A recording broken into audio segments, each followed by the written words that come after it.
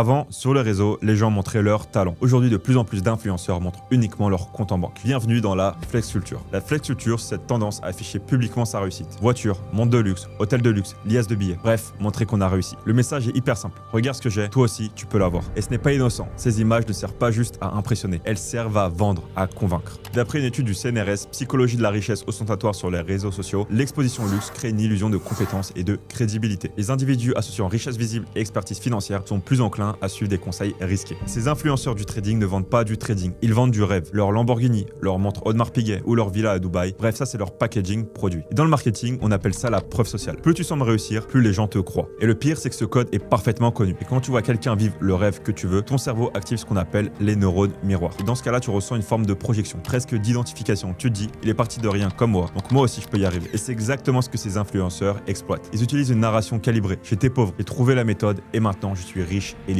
Et cette histoire te pousse à reproduire leur choix, même quand tu sais que ça sent l'arnaque, même quand tu sais que ça pue. Et le plus ironique dans tout ça, c'est que la plupart du temps, ce n'est même pas leur vraie richesse. La voiture, l'eau à la journée. La montre, en prêt. L'appartement, un Airbnb. Et certaines marques de luxe ferment les yeux tant que ça fait de la visibilité. Et selon une enquête de France Télévisions, Cash Investigation en 2023, plusieurs influenceurs ont admis louer leur décor pour créer l'illusion du succès. Bref, la flex culture, c'est la vitrine. Le copy trading, c'est la caisse enregistreuse. Et toi, tu es juste la marchandise. Et malheureusement, pas mal de personnes tombent dedans ou sont tombées dedans.